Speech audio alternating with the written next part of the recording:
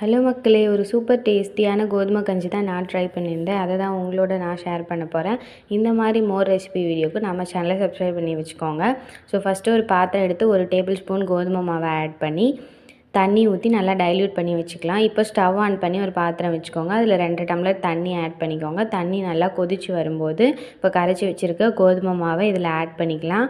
Add பண்ணிவிட்டு ஒரு கரண்டி வச்சு நல்லா கைவிடாமல் கிளறிட்டே இருங்க, இல்லைனா அடி பிடிச்சிரும். நல்லா கொதித்து நுர பொங்கி வரும்போது இதில் நாட்டு சர்க்கரை, கருப்பட்டி, வெல்லம் எது வேணால் சேர்த்துக்கலாம். நான் வந்து வெல்லம் ஆட் பண்ணியிருக்கேன். வெல்லம் ஆட் பண்ணி நல்லா கையால் கிளறி விட்டுட்டே இருங்க.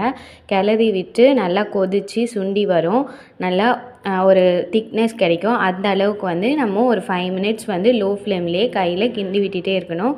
ஸோ இதுக்கப்புறமா கொஞ்சம் போல் ஏலக்காய் தூள் சேர்த்துக்கோங்க. அதுக்கப்புறம் ஸ்டவ்வை லோ ஃப்ளேமில் வச்சுட்டு துருவின தேங்காய் சேர்த்து ஒரு கிளறி இறக்குனிங்கன்னா ரொம்பவே டேஸ்டியான கோதுமை கஞ்சி ரெடி ஆகிடும். ஸோ நீங்களும் ட்ரை பண்ணி பாருங்கள். இது ரொம்பவே டேஸ்ட்டாக இருக்கும். வீடியோ பிடிச்சிருந்தா வீடியோக்கு லைக் போட்டு சேனலை சப்ஸ்கிரைப் பண்ணிக்கோங்க. தேங்க்ஸ் ஃபார் வாட்சிங்.